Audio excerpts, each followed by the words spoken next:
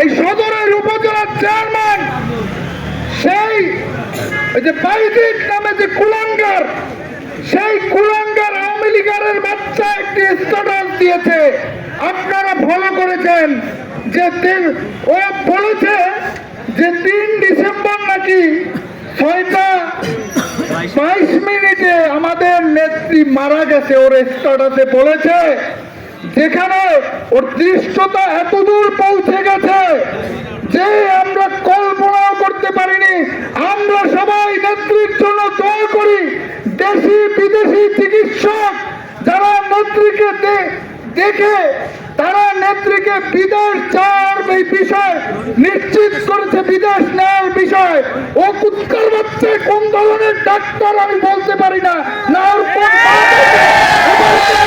সেটাও আমি জানি না, ওর কোন বাবা ওকে খবর দিয়েছে এবার কেয়ার থেকে আল্লাহ রাব্বুল আলামিন জানে। কিন্তু এই কুকুরের বাচ্চা ও ম্যাডামকে মৃত বলেছে যে আমাদের নেত্রীকে নাকি মানে মৃত খালেদা জিয়াকে বিদেশে নেওয়া হচ্ছে তার জীবিত পুত্রের কাছে। ওর এই ধরনের দৃশ্যতা আমি বলতে চাই, 5ই আগস্টের পরে ও ঢাকায় মিছিল করেছে, ওর বিভিন্ন দোষর চারদিকে ঘুরে বেড়াচ্ছে।